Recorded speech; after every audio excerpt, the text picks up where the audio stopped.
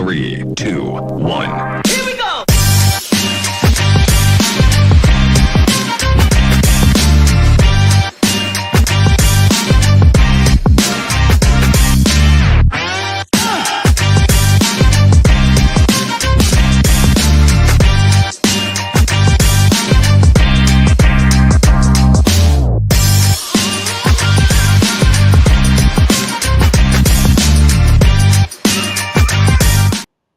All right. Hello, everyone. Welcome to today's Exploring by the Seat of Your Pants event. My name is Joe Grabowski, and I'll be your host for today. This is going to be, well, a really, really busy week, and also one of the last weeks of live events for this current school year. Once July hits, classrooms in Canada and the US will be off for the summer, and we'll take a little break in broadcasting until everybody comes back in September. But as we always do in June, we dedicate it to celebrating our ocean. So it's World Ocean Week right now. On the weekend, on June 8th, we'll have World Ocean Day. And so in the lead up, we have an amazing series of live ocean events in partnership with the Explorers Club. We'll be talking to ocean researchers, scientists, and explorers from around the world. We'll be diving beneath the waves, learning about amazing marine creatures, taking virtual field trips to places like the beach in California with elephant seals, meeting sea turtles at the Sea Turtle Hospital in the Florida Keys. Lots of great stuff coming your way. So if you visit our website, exploringbytheseat.com, you can find all the events coming your way and register to join some of those with your classes. Well, let's get into today's event because we can't talk about the ocean without taking a trip to the deep sea, to the deepest points in our oceans, in fact. So Victor Vescovo will be joining us. He is no stranger to exploration and adventure. He is the first person in history to have been to the top of all the world's continents, but also to the bottom of all our planet's oceans. So on the 5 Deeps expedition, along with his team, he traveled 47,000 miles and completed 39 dives aboard the submersible Limiting Factor, completing the first manned descent to the deepest point of each of our world's oceans. So let's grab Victor in here with us from backstage. Hey, Victor, how you doing? I'm doing well. How are you? Thank you. Good, good. Well, Victor, it's great to have you with us today. We've got a great group of classrooms. I can see some of them saying hi in the chat already. We've got a group in Anaheim, California, another group in Nicaragua tuning in with us today. I know we've got classrooms in Canada and the US, so don't be shy. Use the chat sidebar for to introduce yourselves and send us in some questions. But Victor, I think we should let you take over for a little bit. You've got a presentation to take us to those deeps that we were talking about. Great. Well, thank you very much. Mucho gusto to our friends in Nicaragua, and bienvenue to our friends in Canada that might be in Quebec. But thank you very much for your time. And I'm going to run through a little bit of a description of some of the ocean exploration that I've been able to do over the past 5 or 6 years. And hopefully you'll find it interesting. So that right there is the submersible Limiting Factor that I dove in pretty much continuously for about 4 years. And we'll get into the design and construction of it. I think one thing that you guys should remember, and it surprises a lot of people, is that most of planet Earth is ocean. In fact, 71%, more than 2/3 of our planet is covered in ocean. It's actually the smaller part that is land. And this is why I love this quote. It's from one of my favorite authors in science fiction, Arthur C. Clarke, who said, "How inappropriate to call this planet Earth when it is clearly ocean." And that's an actual picture of the Earth from space with the clouds removed, showing the vast expanse of the Pacific and just what a blue world that we live in. Another thing that's really unusual is that I asked people, what is the average place on Earth? That is, if you took the average of all the highs and all the lows, including the ocean, where would you be at the average place on the planet? And believe it or not, the average place on the planet is over 4,000 meters, or about 15,000 feet underwater in complete darkness, freezing cold. That's the average place on our planet. So we really are an ocean planet. And if you want to really think about what it is like to be on planet Earth, not just as a human, but as a creature, that actually is the average place. Most of the planet is 4,000 meters underwater. Okay, I'll talk about 3 things in general in our quick 20 minutes or so. I'll talk about the 5 Deeps expedition, which was the first adventure to the bottom of all 5 of the world's oceans. And then I'll talk about the other expeditions we went on for about 3 years, and then what I'm working on next. Why do this? And the major reason why I undertook this challenge starting back in 2016, almost 9 years ago, was it had never been done before. And it was really hard technically. So at the top there, you can see a cutaway section of the submersible limiting factor. And that was something we had to design and build from scratch, because no submersible had ever been to the bottom of the ocean more than once. In fact, only 2 missions had ever been to the bottom of the ocean. So I wanted to solve that technical problem like an engineer would. I was also very interested in the science. What would we find down there, like this little creature, which is called an amphipod, which is like a large shrimp that actually exists on the bottom of the ocean floor. And then I really got interested in the mapping. We actually didn't know where 4 of the 5 deepest points on the planet were in the different oceans. So we had to put a huge sonar system on the bottom of my ship and actually map the ocean seafloor like you're seeing at the bottom right to figure out where the deepest points were. And then we could go and dive them and get to the bottom. Why us? I'm not part of the government. I was just a private citizen. I live in here in Texas, and I saw that no one was doing this. And I come from a culture in America and in Texas in particular where if something needs to be done, sometimes you just pony up and you do it. And you spend the money, you make the effort, you get off your butt, and you get it done. And if not us, who? It could have been another decade or more before someone did this. So I took it upon myself to do it, and we were lucky and we got it done. The design for the submersible started kind of on a blank sheet of paper. And this is a drawing that the chief designer, who's from the United Kingdom in London, actually drew out. And it was going to hold 2 people. In the middle there, you see a sphere that would be made of titanium.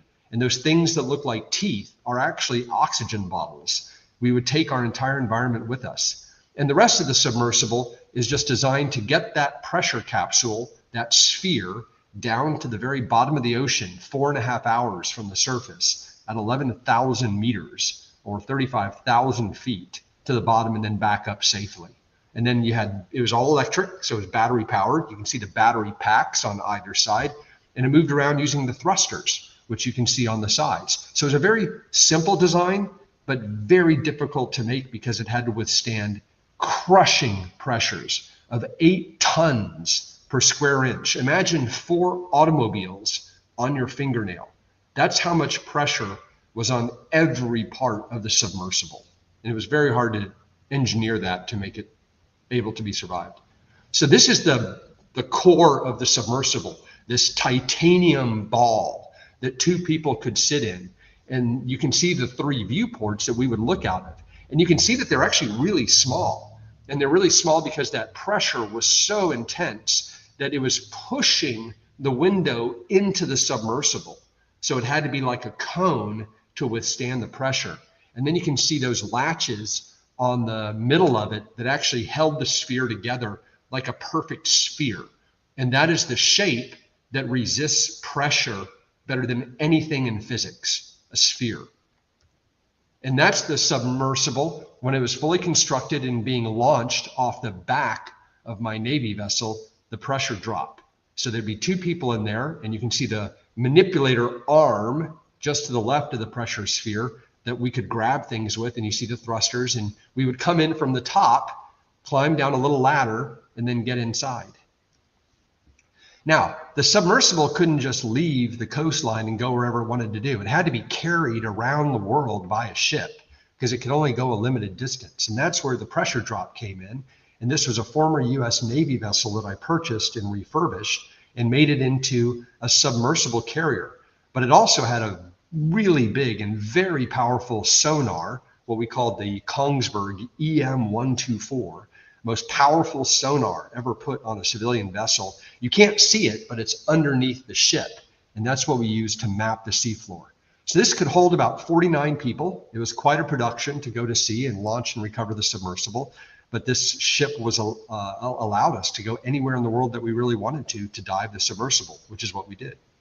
This is the map of what we did on the 5 deeps. We started in the Atlantic Ocean, and in December of 2018, I did the first ascent to the very bottom of the Atlantic Ocean, which had never been done before. That was the first of the 5 oceans. Then we went south and we went to the Southern Ocean, which is the 5th ocean that very few people can name, but it's the one that surrounds Antarctica.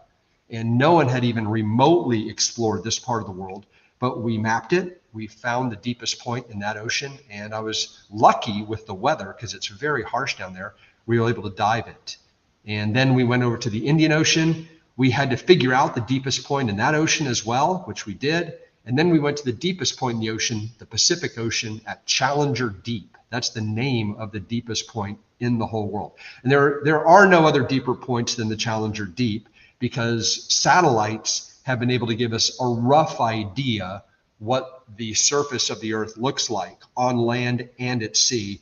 And we're really sure that there are no deep ocean trenches deeper than the Mariana Trench where the Challenger Deep is. So I'm quite confident that the Challenger Deep is the deepest point in the world. And then we went through the Panama Canal. We went to the Titanic because it was on the way. We did a couple of dives there. I got to see it for the first time. And then we went all the way up to the Arctic Ocean to the Malloy Deep. And we were able to dive that in August of 2019. And that completed the deepest dives to all 5 of the world's oceans. So we were able to get it done. How do you map the seafloor? Well, people don't often realize that radio waves, like you hear in your car or your phone uses, they use radio waves, but they don't penetrate water. So radio doesn't work underwater. There's no GPS underwater. So to map the seafloor, you have to use sound waves. You literally make sound waves like an echo in a big room. They bounce off the bottom of the ocean, and line by line, as you can see this building, you build a map of the ocean very slowly. And when you're done, you get a map of the seafloor. It just takes a long time, and it's very expensive to do. But that's how you map the seafloor. You do it with sound waves. Here's an example of the Mariana Trench, the very deepest place in the world. And this is a map that we created using those sound waves. And right there in the center of your screen is the Challenger Deep, the deepest point in the ocean. And then you can see it stretches for almost 1,000 miles in a north-south direction. And this is us slowly moving up north in the trench. You can see where there have been landslides, and a separate trench called the Sirena Deep is just to the top there, which is a little bit deeper place. We went there too, and we saw some interesting animals. But a map like this had never been built before, so that was kind of exciting. Okay, let's go to the next slide. Some of the biological highlights. We were able to get one of the deepest rocks ever recovered from planet Earth. This was discovered at about 10,900 meters. And by the way, there's a reason your teachers make you learn metric.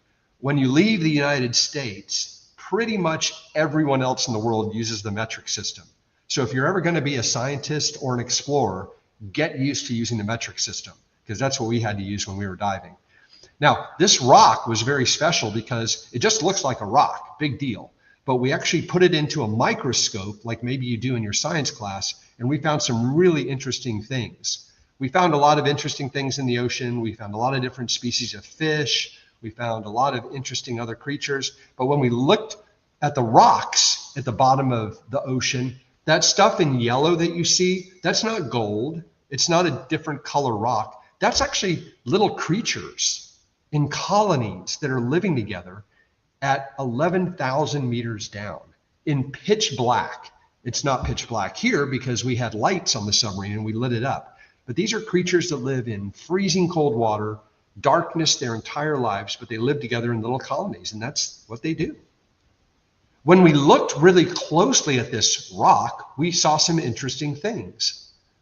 We saw little creatures living in it. They're tiny, but they had to be tiny in order to live at these extreme depths. So you can see these little things that look like dandelions, but they're actually little animals. And the little bulbs at the bottom are the things that actually try and eat whatever is in the ocean. And when you zoom in even more, you can see just how complicated they actually are. They're really, really small, but these are animals just like any other on planet Earth. So I'm convinced that if we go to another planet in our solar system or even beyond, if we find life, it'll look more like this than, an animal at the zoo. This is what it looks like when my robots go down with me. They acted as navigation beacons on the bottom of the ocean, and this one is named Closp. So when he was at the bottom, I would home in on him so I could know where I was on the ocean floor. And if you want to know how to take a selfie at the bottom of the ocean, you use a robot. So this is a picture that the robot took of me in the submersible. And that stuff in the front are a bunch of little shrimp creatures eating some bait that we put on the lander because we wanted to see what animals were down there. So this is kind of a little family photo of us doing exploration. This is maybe the strangest thing we ever saw. I'll play the video and you can see this. It looks like a jellyfish, but it's actually a different type of animal called a stalked ascidian.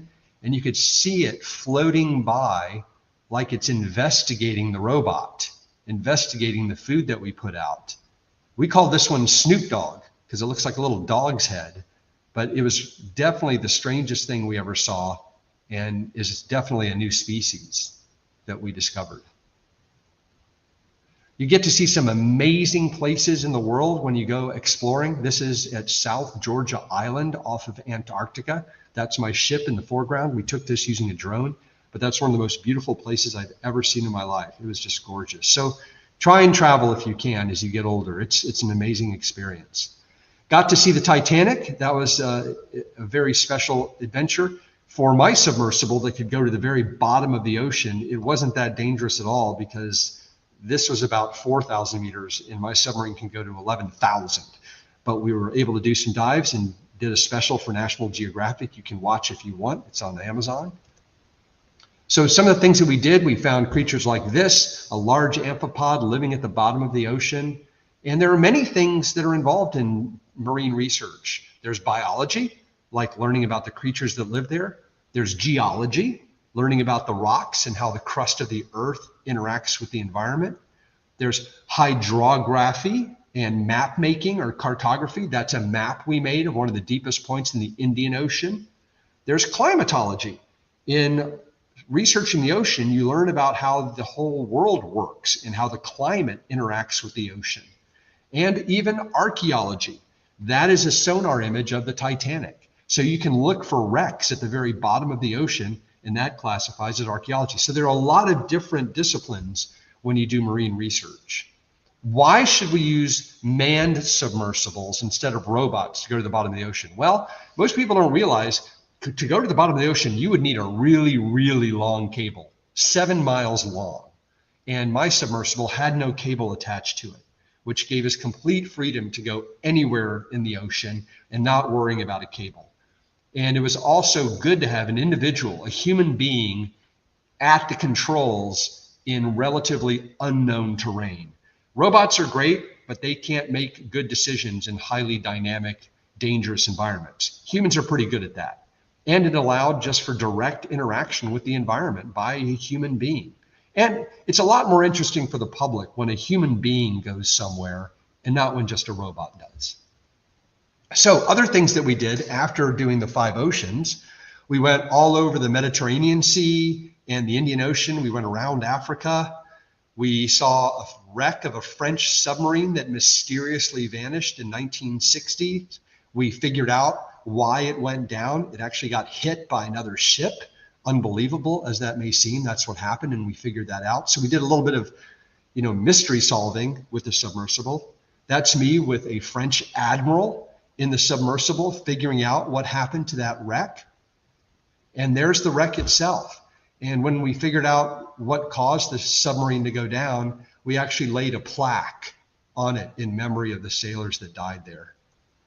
Then we went to the Red Sea. This is a map of the Red Sea. No one had ever been to the bottom of the Red Sea before off the coast of Saudi Arabia. And here's a video of what it's like to cruise in a submarine at the bottom of the Red Sea.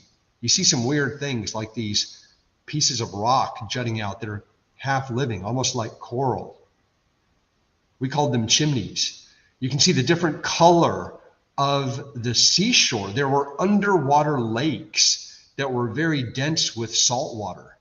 And then there were things like this that we're not quite sure exactly why they had these different colors and how they grew, but they're more mineral than animal. So here we are zooming along the bottom of the Red Sea. And these are the canyon walls of the Red Sea with all the beautiful colors and the different water. Okay. Then we went to the Pacific Ocean and we went back to the Challenger Deep. I've now been there 15 times. So definitely we proved the technology was good. And then we did a lot of mapping of places that had never been mapped before. On the left, you can see the first two people to the bottom of the ocean, Jacques Piccard and Don Walsh. And then at the bottom left, I took down Don Walsh's son to the bottom of the ocean. So that's the first father-son team to go to the bottom of the ocean. And then on the right, I took down former American astronaut Kathy Sullivan. So she became the first woman to the bottom of the ocean. And frankly, she became the first person, man or woman, to go into space and go to the bottom of the ocean. So I was very happy to be able to provide that opportunity. Then we went all around the Pacific. We went diving off Australia, off of South America, down to Australia. We did a lot of really fun things and we saw amazing creatures. These are the extraordinary animals that live at the bottom of the ocean. Never think of the ocean bottom as being lifeless and nothing's there. It is a vibrant community of life. And then I did something very unusual. If I asked you what the tallest mountain in the world is, I would bet that most of you would say Mount Everest. And it's true that Mount Everest is the tallest mountain when measured from sea level. But the tallest mountain on planet Earth is actually Mauna Kea in Hawaii, if you measure it from the bottom of the ocean floor. The bottom of the ocean floor is about 5,000 meters for Mauna Kea. So we actually took the submersible, we touched the bottom, and then we floated to the surface. And then with someone from Hawaii, I kayaked, went in a boat from the open ocean, 23 miles to the coastline. And then we biked and hiked up to the very summit of Mauna Kea. So it was the first time anyone had ever gone from the bottom of the ocean at the base of the volcano all the way up under electrical or human power, no big engines. And so that was kind of fun to do. And it was exhausting. Other things we did, we were able to do some archaeology. These are pictures that I took with my cell phone of the deepest shipwreck ever recorded at 6,469 meters. That's the Samuel B. Roberts. We found that about 3 years ago. And it was a ship that was sunk in World War II.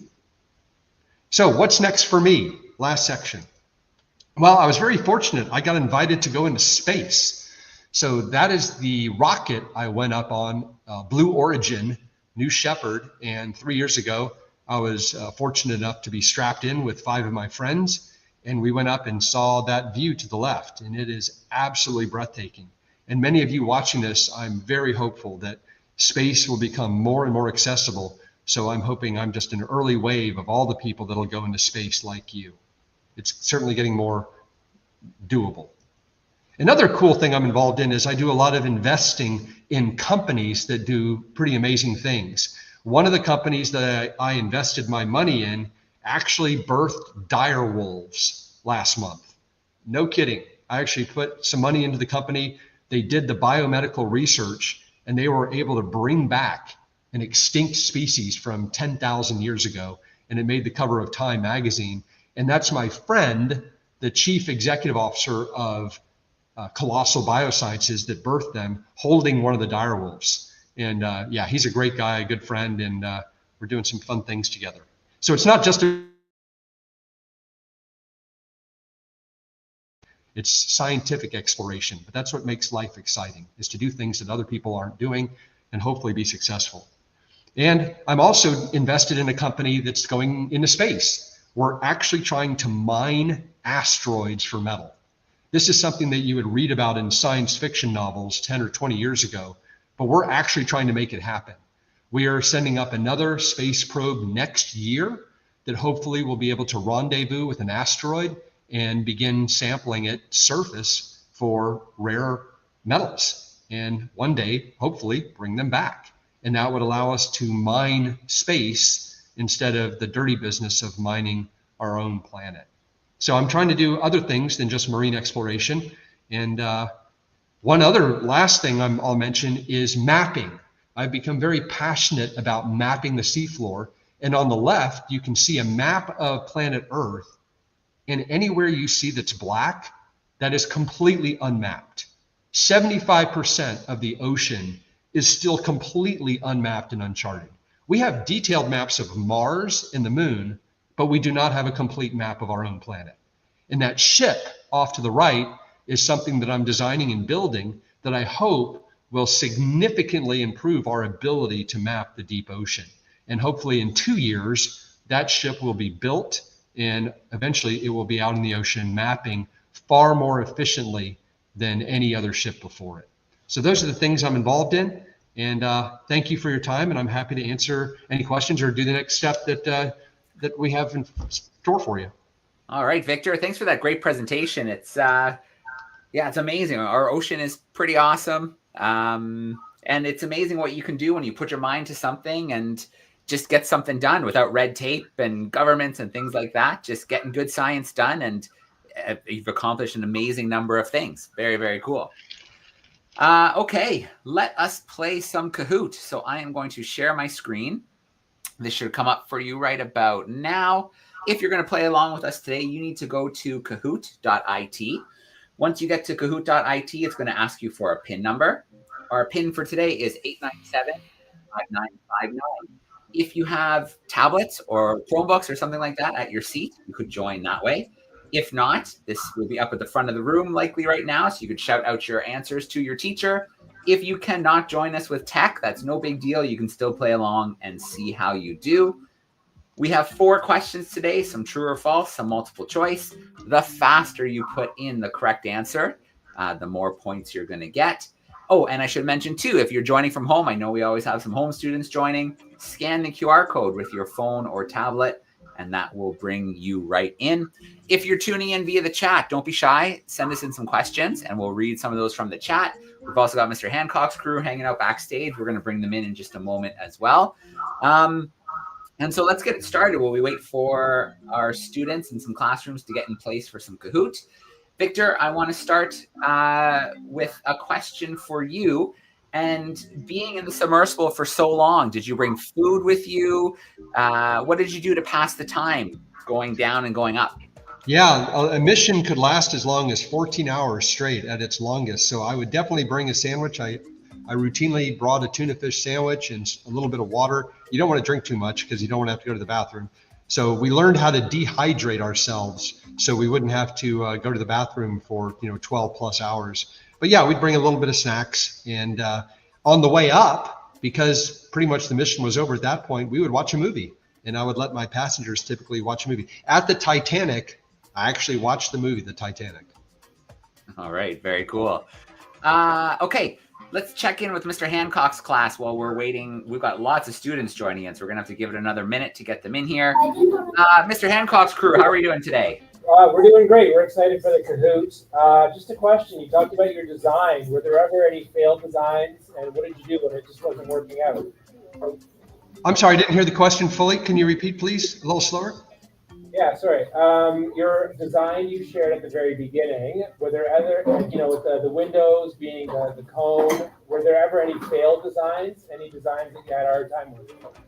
Any failed designs? Well, actually, there was one major issue that we encountered that's a bit more technical, but that water really, really wanted to get inside all the different components. And we had a problem with water getting into the batteries. And water and batteries don't mix very well. And we actually had a couple of major short circuits. And one of the batteries actually caught fire at one point underwater, which wasn't very fun.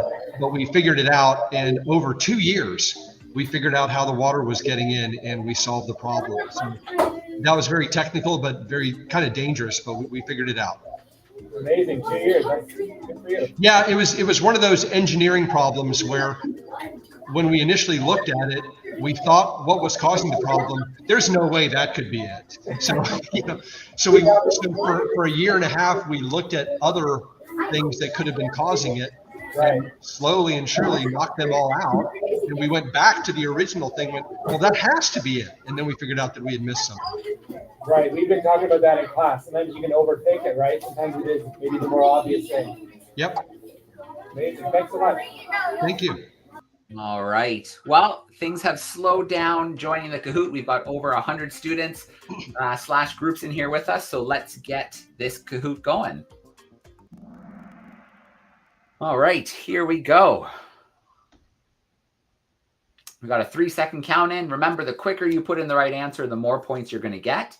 We're starting off with multiple choice. How much of the ocean is below 4,000 meters? What did Victor tell us today? Was it 10%, 35%, 50%, or as much as 75% below 4,000 meters?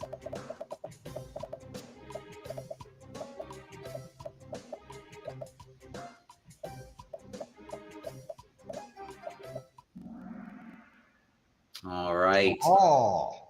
Good job, crew. We know that it's about 50%. All right, let's go on to our next question. The Nova Alpaca is holding down that top spot. We've got some true or false coming your way. Before the expedition, Victor's team knew where all the deepest points were in the ocean.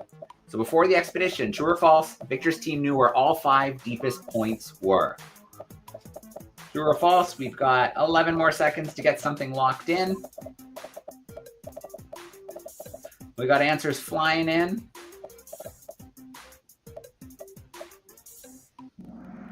Oh, we had a fair bit of a split here, but it is false. No, we did not. Yeah. Part of the fun of the expedition. We had no idea where the bottom of the Southern Ocean was. No one did. All right, very cool. Let's go to our next question. The mystery pigeon sneaking in the top spot. True or false coming your way? The sphere of the submersible was made of titanium. Is that true or is that false? Oh, that's a good picture of it. Yeah, we know it was 90 millimeters thick. Was it made of titanium or some other material?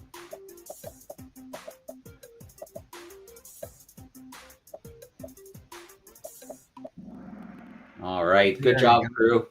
Absolutely true. Mystery pigeon holding on. We got one more question. It is a multiple choice. To map the sea floor, we use what kind of rays? Radio waves, gamma rays, X-rays, or sound waves. So what are we using when we're mapping the sea floor? I think we've all heard these terms before, but what is important for the mapping? Radio waves, gamma rays, X-rays, or sound waves?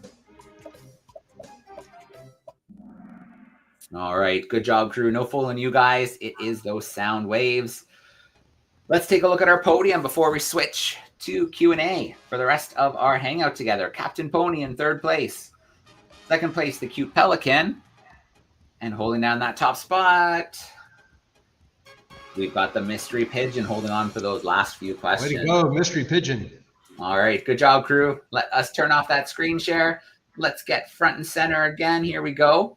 And let's get back into that Q&A action. Okay, going to the chat sidebar. So don't be shy, classrooms. Use the YouTube chat. I know there's lots of us out there. Don't be shy to put your questions in there. But let's grab a first question from there. This is a group in Toronto, Ontario. And Victor, they're wondering what the most memorable or special thing you saw on a dive. I guess one of the most memorable or special, what immediately comes to mind was when we found the deepest shipwreck in history. It was a U.S. Navy vessel, and I served in the U.S. Navy for 20 years.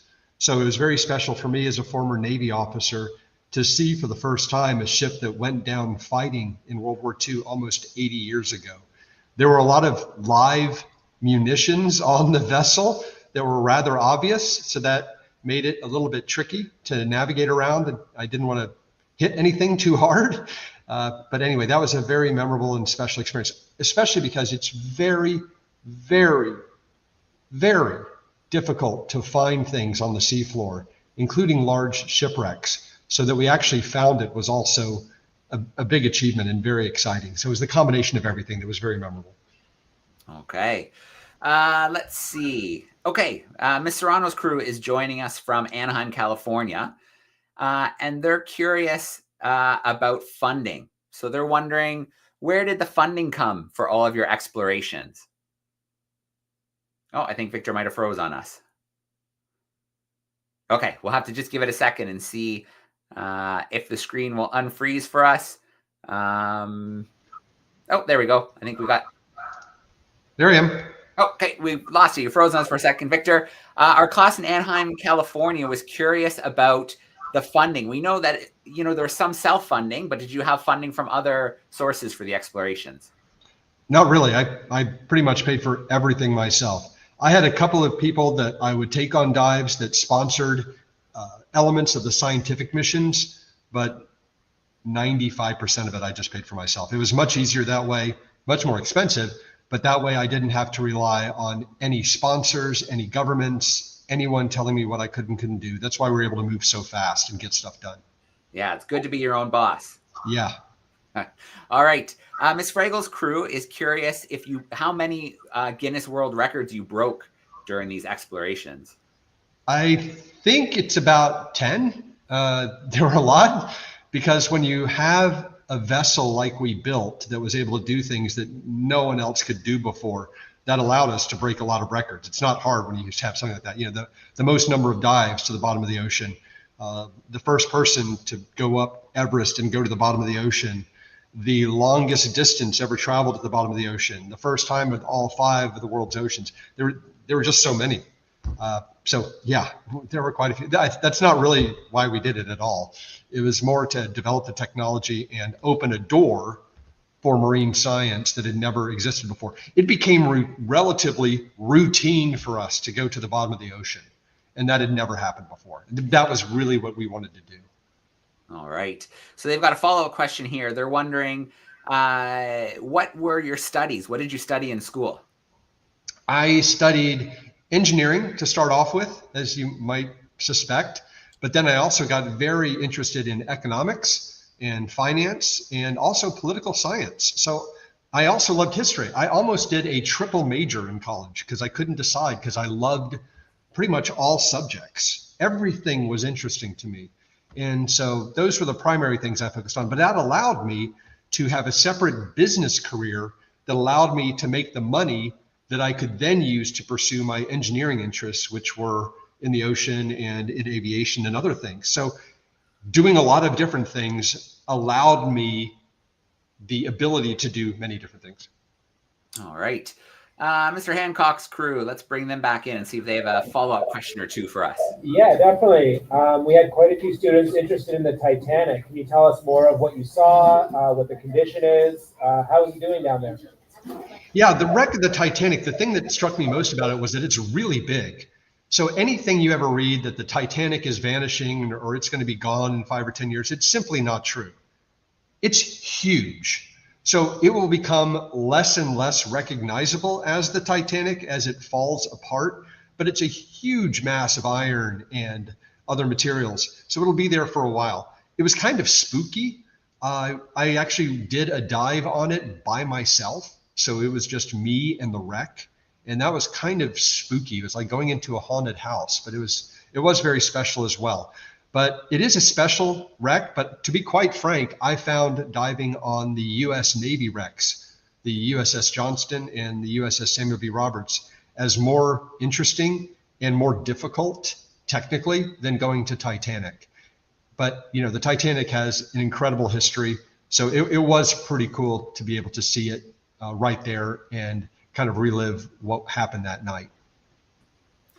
All right, we'll see if you've got one more for us, Mr. Hancock. Definitely.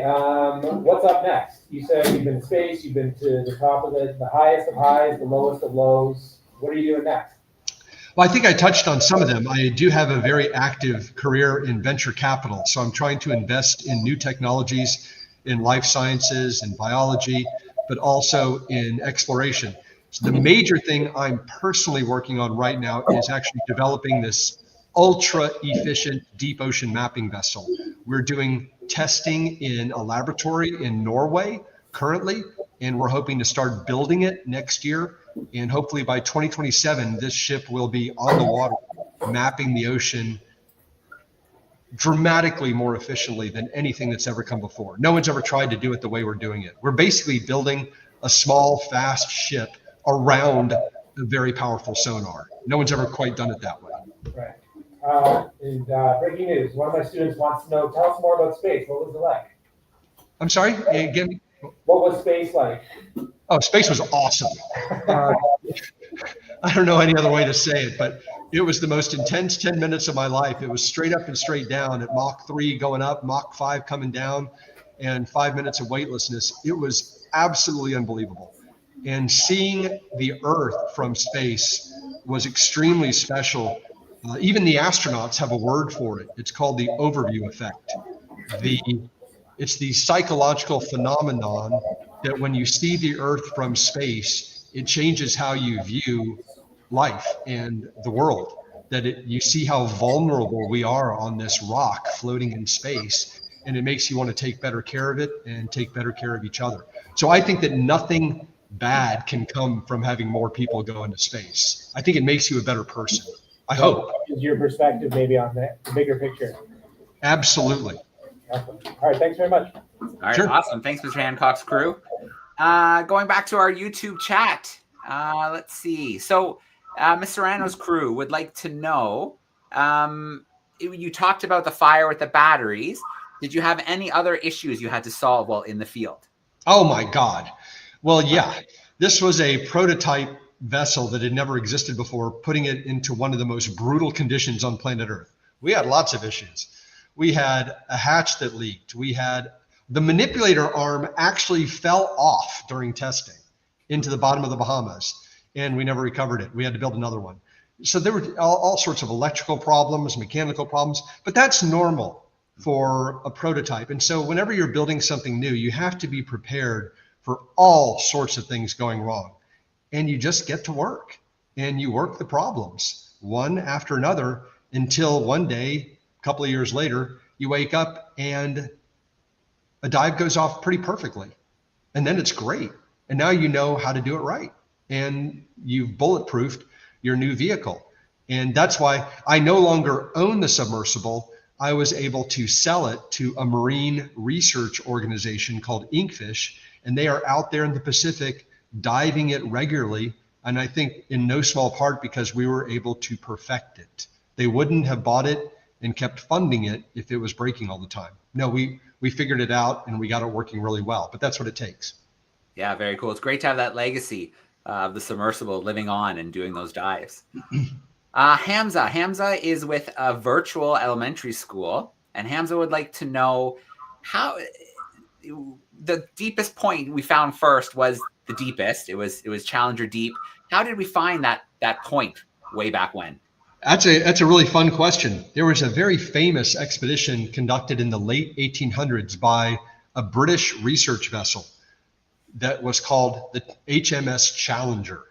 And it was in operation for several years, exploring the world. And they actually used a very thin cable to measure the depth of the ocean. They literally would put it over the side of the ship and let it go down until it hit the bottom and they could feel it. And then they would figure out how long it was. That's how they figured it out. It was a weight. And that's how they got the first indication that there was a really, really deep place just south of the island of Guam. They didn't know exactly, but they got pretty close. And it wasn't until 50 years later that we were able to use other methods to actually get closer to the actual depth. But they were pretty sure it was the deepest point. All right. And that's why it's called Challenger Deep. It's a tradition that you name the deepest point or any location after the ship that discovered it. And that's why the very bottom of the Southern Ocean is actually now called the Factorian Deep. It's named after my submersible, the limiting factor. Very, very cool. One more question for you, Victor. On your dives to some of the, unexplored places on our planet, some of the most hardest to access, did you see any evidence of human impact? Yeah, that was kind of the toughest part of some of the expeditions. On my very first dive to the very bottom of the ocean, within 15 minutes, I saw human contamination. I saw something that was part of packaging because it had lettering on it. I'm pretty sure it was plastic, and it was just floating at the very, very bottom of the ocean. That was kind of a kick to the gut. And on another dive to the bottom of the ocean, I saw a beer bottle. A beer bottle, really? So that was disconcerting. But in every single deep ocean trench that I dove in, all 17 of them, we detected microplastics. So for heaven's sake, if you ever use plastic, just don't let it get near water. Don't put it in a stream or a river or a lake. Anytime plastic touches water, it begins to break down. And once it breaks down into these tiny, tiny particles, there's no getting rid of it. You can't clean that up out of the ocean. They're too small. So put it in the garbage, put it in the landfill, do whatever you can. Don't let plastic get into the water, please. All right. Well, Victor, I want to start off with a huge shout out to our classrooms. We had a huge group hanging out with us today. Thanks for the great questions. Thanks for playing Kahoot with us. Victor, I hope you have a great rest of the week. I know World Ocean Week's probably a week that you get pretty excited about. So I hope you have a good one. And thanks so much for spending some time with us and taking us to the bottom of, well, the deepest points of our planet today. Great. Thank you all for your time and hope you found it interesting. All right. Thanks, everyone. We're going to sign off for today.